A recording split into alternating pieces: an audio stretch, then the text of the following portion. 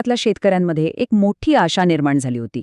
29 April 2026ला होणाऱ्या राज्य मंत्रिमंडळाच्या बैठकीकडे सगळ्यांच्या नजरा लागून होत्या. कर्जमाफी समितीचा अहवाल नक्की मंजूर होईल अशी दाट शक्यता होती. पण दुर्दैवाने तसं काहीच झालं नाही. बैठकीतून केवळ निराशा हाती आली. मग ही प्रक्रिया मध्येच का थांबली? असा कोणता नवा वाद उभा राहिला?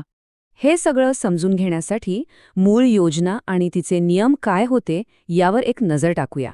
तर बघा, सुरुवातीला शासनाने शेतकऱ्यांचे 2 अतिशय स्पष्ट गट पाडले. एका बाजूला थकबाकीदार शेतकरी, ज्यांना 2 लाख रुपयांपर्यंतची कर्जमाफी घोषित झाली, आणि दुसऱ्या बाजूला नियमित परतफेड करणारे शेतकरी, ज्यांना प्रोत्साहन म्हणून 50,000 रुपयांचे अनुदान देण्याचं ठरलं. ऐकायला आणि प्रशासकीय पातळीवर हे गणित अगदी सोपं वाटतं, बरोबर? पण वास्तवात शेतावरची परिस्थिती खूप वेगळी असते. आणि इथूनच सुरुवात होते ती शेतकऱ्यांच्या एका विचित्र कोंडीची.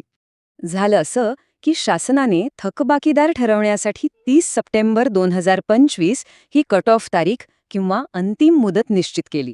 पण खरी गोम इथेच आहे. 2025 मध्ये निसर्गाच्या लहरीपणामुळे अनेक शेतकऱ्यांचं अतोनात नुकसान झालं. आता ज्यांनी या 30 सप्टेंबरच्या तारखेनंतर कर्ज घेतलं आणि दुर्दैवाने ज्यांची पिके हातातून गेली, ते शेतकरी या निकषातच बसत नाहीत. यामुळेच शेतकरी अक्षरशः एका विचित्र कात्रीत सापडलेत. परिस्थिती अशी झालीय की ना ते नियमित कर्जदार उरलेत, ना ते जुने थकबाकीदार ठरतायत. पिकाचं नुकसान झाल्यामुळे ते कर्जाची नियमित परतफेड करू शकले नाहीत आणि त्या कट ऑफ तारखेमुळे ते थकबाकीदारांच्या यादीतूनही बाहेर फेकले गेलेत. प्रशासनाच्या या ताठर नियमांमुळे एका खूप मोठ्या वर्गावर कर्जमाफीपासून वंचित राहण्याची वेळ आलीय. ह्या सगळ्या गोंधळातूनच पुढे आलीये ती 1 लाख रुपयांची नवीन मागणी. जसं आपण पाहिलं, शासनाने प्रामाणिकपणे पीक कर्ज भरणाऱ्या शेतकऱ्यांसाठी 50,000 रुपयांचं प्रोत्साहनपर अनुदान जाहीर केलं होतं. पण आजची परिस्थिती बघा. शेतीचा वाढता खर्च, खतांच्या गगनाला भिडलेल्या किमती आणि महागाई याचा विचार केला तर ही 50,000 रुपयांची रक्कम अक्षरशः अपुरी पडते असं शेतकरी संघटनांचं अगदी स्पष्ट म्हणणं आहे. आणि म्हणूनच त्यांनी आक्रमक पवित्रा घेत ही मागणी थेट दुप्पट केलीय, म्हणजे चक्क 1 लाख रुपये. हे प्रोत्साहनपर अनुदान वाढवून मिळावं अशी त्यांची ठाम भूमिका आहे.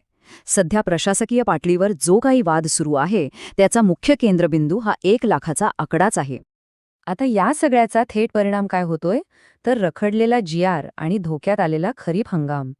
हे बघा, कोणतीही सरकारी योजना फक्त जाहीर करून चालत नाही. ती प्रत्यक्षात आणण्यासाठी शासन निर्णय म्हणजेच GR काढावा लागतो. हा एक अत्यंत महत्त्वाचा अधिकृत आदेश असतो. जोपर्यंत हा GR निघत नाही तोपर्यंत प्रशासकीय यंत्रणा एक पाऊलही पुढे टाकत नाही. कर्जमाफीची ही मोठी गाडी याच एका कागदपत्राअभावी सध्या जागेवरच ठप्प झाली आहे. याचा सरळ अर्थ असा की जोपर्यंत अधिकृत GR येत नाही तोपर्यंत खरीप हंगामासाठी नवीन पीक कर्जही मिळणार नाही. जुने कर्ज माफ झाल्याचा कागद आल्याशिवाय बँका शेतकऱ्याला उभं करत नाहीत. पाऊस जवळ येतोय पण हातात पैसाच नसेल तर शेतकरी बियाणं आणणार कुठून?